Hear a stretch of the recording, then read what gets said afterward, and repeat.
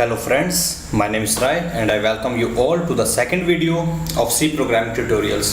So friends, पिछले video में हमने सीखा था कि हम अपने कंप्यूटर को कैसे ऑर्डर देते हैं, कैसे इंस्ट्रक्शन देते हैं और वो वन बाय वन हमारे सभी इंस्ट्रक्शंस को फॉलो करता है। सो फ्रेंड्स, इस वीडियो में हम पिछले प्रोग्राम से एक स्टेप और आगे बढ़ेंगे। हम थोड़ी सी नई चीज़ें सीखेंगे जो हम आगे काफ़ी यूज़ करने वाले हैं। सो फ्रेंड्स, इस वीडियो में मैं आपको बताऊंगा हेडर फाइल्स और कमेंट्स का concept. So firstly start with header files. So friends, मैं सबसे पहले आपको एक चीज़ और क्लियर करना चाहता हूं कि हम अपने प्रोग्राम में फंक्शन किसे बोलते हैं। सो ये एक ट्रिक है जिससे कि आप बस देखने से बता सकते हैं कि कौन सी चीज़ फंक्शन है या नहीं है। सो जैसे कोई भी वर्ड है, मान लो यहाँ क्लियर स्क्रीन है और इसके बाद अगर मीन्स ये ब्रैकेट्स है, मीन्स क्लियर स्क्रीन एक फंक्शन है। इसी तरह से प्रिंटफ एक फंक्शन है और यहाँ पे वॉइड के बाद ये मेन भी एक फंक्शन है। ओके फ्रेंड्स, सो जैसे क्लियर स्क्रीन एक फंक्शन है जो हमारी डिस्प्ले को क्लियर करने का काम करता है। एक्चुअली इस फंक्शन को भी किसी टीम ने कोड करके बनाया होगा, उन्होंने इसके पीछे भी कई प्रोग्रामिंग लिखी होगी। सो अगर हमें इस फंक्शन को यूज़ करना है तो हमें ऑब्वियसली उस प्रोग्रामिंग को भी, उस कोडिंग को भी अपने प्रोग्राम के अंदर यूज़ करना पड़ेगा, तभी हम इस फंक्शन को चला सकते हैं। सो फ्रेंड्स, उन चीज़ों को, उन कोड्स को अपने फाइल में इंक्लूड करने का एक तरीका होता है जो हम यहाँ यूज़ कर रहे हैं। सो हैश इंक्लूड।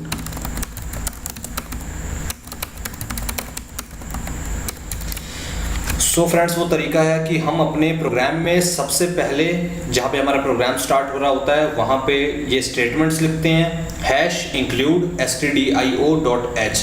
सो इसका ये तरीका है कि हम पहले हैश लिखते हैं, फिर ये इंक्लूड कीवर्ड लिखते हैं, उसके बाद एंगुलर ब्रैकेट्स के अंदर हम उस फाइल का नाम लिखते हैं जिस फाइल को हम इंक्लूड करना चाहते हैं। तो फ्रेंड्स, यहाँ पे मैंने ये जो दो फंक्शन यूज़ कर रखे हैं अपने प्रोग्राम में, क्लियर स्क्रीन और प्रिंटफ, इन दोनों की हेडर फाइल्स को इंक्लूड किया है। जो stdio means standard input output dot h means कि ये हेडर फाइल है, ये इसका एक्सटेंशन है। सो printf जो मेरा फंक्शन है, इसका जो सोर्स कोड है, इसके पीछे का जो कोड है, जो मेन कोड है इसका, वो इस फाइल के अंदर है, स्टैंडर्ड इनपुट आउटपुट। और इसी तरह से क्लियर स्क्रीन फंक्शन का जो सोर्स कोड है वो console input output conio dot h के अंदर सेव है। सो अब हमने इन फाइल्स को भी अपने प्रोग्राम के अंदर इंक्लूड कर लिया है।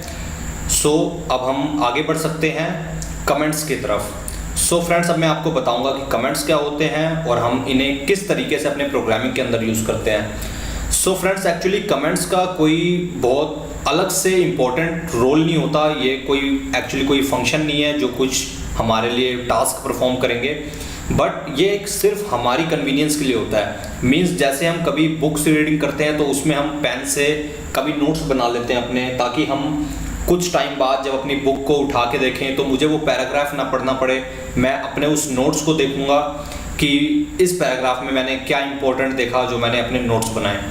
सो उसी तरीके से मान लो कि अगर आपका बहुत बड़ा प्रोग्राम है, अगर आप आज बना रहे हो और उसे आप 2 महीने बाद ओपन करके देखते हो, सो आपके पास दो ऑप्शन है कि चाहे तो आप 2 महीने बाद उस प्रोग्राम को पूरा रीड करो और फिर समझो कि इस प्रोग्राम में मैंने क्या किया है, क्या परफॉर्म किया है, और या फिर दूसरा ऑप्शन है जो मेरे को सही लगता है और वो हर किसी को सही लगेगा कि मैं उस प्रोग्राम में कहीं पे उस प्रोग्राम का टाइटल लिख दूं या उसका डिस्क्रिप्शन लिख दूं, ताकि मैं खाली उस टाइटल या डिस्क्रिप्शन को पढूं और मेरे को पता लग जाए कि ठीक है, मेरा इस प्रोग्राम में ये काम हो रहा है। ओके फ्रेंड्स, सो उसी नोट्स मेकिंग को आप कह सकते हो कि हम उसे कमेंट बोल रहे हैं। सो जैसे कि अगर इस प्रोग्राम के अंदर मैं सबसे पहले यहाँ पे एक कमेंट डाल दूँ कि जिसमें मैं इसका टाइटल लिख दूँ। सो फ्रेंड्स, कमेंट्स अपने प्रोग्राम्स के अंदर डालने का तरीका होता है कि हम 2 फॉरवर्ड स्लैश टाइप करें, उसके बाद हम अपने कमेंट का text means title of the programme. So इस प्रोग्राम का टाइटल मैं दे सकता हूँ यूज़ ऑफ कमेंट्स। सो अगर मैं आज से 4 महीने बाद भी इस प्रोग्राम को उठा के देखूं तो मैं सिर्फ अपना टाइटल पढ़ सकता हूं कि ओके, इस प्रोग्राम में मैंने कमेंट्स का यूज़ सीखा है। सो फ्रेंड्स, ये था कमेंट का एक टाइप। मीन्स जब मेरा कमेंट सिंगल लाइन के अंदर खत्म हो रहा है, मीन्स मेरा ये कमेंट अगर सिंगल लाइन के अंदर खत्म हो रहा है तो मैं सिंपली 2 फॉरवर्ड स्लैश लगाऊंगा और अपना कमेंट लिख दूंगा। बट अगर ऐसा कुछ है जो मेरा मल्टीपल लाइंस के अंदर खत्म हो रहा है, मीन्स जैसे एंड ऑफ प्रोग्राम, सो अगर कुछ भी मेरा मल्टीपल लाइंस के अंदर खत्म हो रहा है तो उसके लिए कमेंट्स देने का तरीका होता है सबसे पहले फॉरवर्ड स्लैश, उसके बाद स्टार या हैस्ट्रिक, उसके बाद मेरे कमेंट का टेक्स्ट, उसके बाद again star and then forward slash. Means यहाँ पे हमारा एक कमेंट खत्म हो गया। ओके फ्रेंड्स, सो ये दोनों तरीके थे अपने प्रोग्राम के अंदर कमेंट्स डालने के। सो ये आगे हमारे बहुत काम आएंगे और मैं इसे बहुत बार यूज़ करूँगा। सो आगे आपको देख के कंफ्यूज होने की ज़रूरत नहीं है कि ये मैं क्या कर रहा हूँ। ओके फ्रेंड्स, सो इस वीडियो में मैं आपको एक और नया कोड सिखाना चाहूँगा जो है गेट ch या फिर गेट कैरेक्टर। ओके, सो अगर आपको ध्यान हो कि पिछले हमने जो प्रोग्राम बनाया था उसमें हम पहले अपने प्रोग्राम को सेव करके रन करते थे, बट रन करके जो भी आउटपुट आता था वो बहुत जल्दी डिसअपियर हो जाता था। उसके लिए फिर हमें Alt+F5 प्रेस करके आउटपुट कंसोल अपना देखना पड़ता था।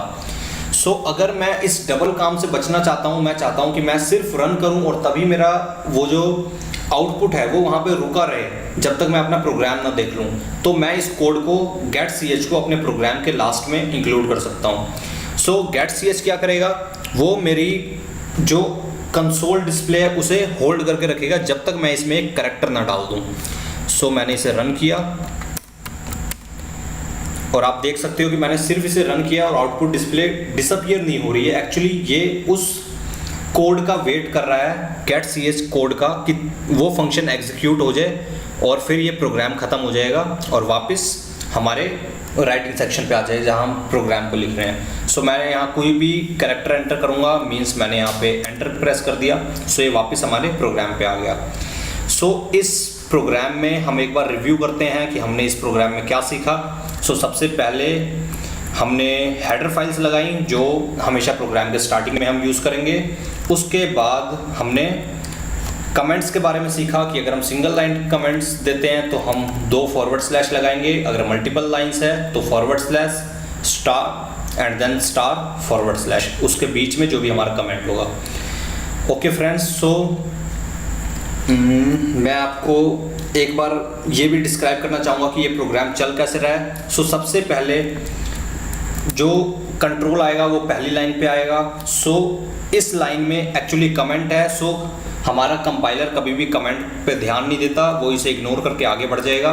उसके बाद उसे ये 2 इंक्लूड स्टेटमेंट्स दिखेंगी जिससे कि वो इन दोनों फाइल्स को ढूंढ के हमारी इस प्रोग्राम फाइल में इंक्लूड कर देगा। उसके बाद हमारा वर्ड मेन फंक्शन पे आएगा। वो मेन फंक्शन के अंदर सबसे पहला हमारा कोड है क्लियर स्क्रीन।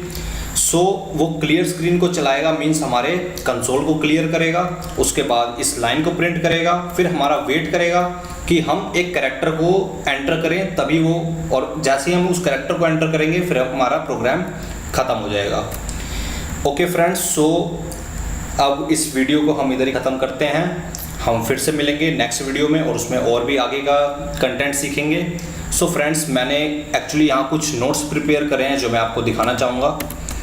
सो आप इस वीडियो को पॉज करके इन नोट्स को पढ़ सकते हैं जो हमने अब तक सीखा है। एक्चुअली उसके बारे में नोट्स हैं। सो ये यहाँ पे 7 पॉइंट्स है। ये आप इस वीडियो को पॉज करके इन नोट्स को पढ़ सकते हैं। So friends, very thank you for watching this video and see you guys in the next video. Thank you.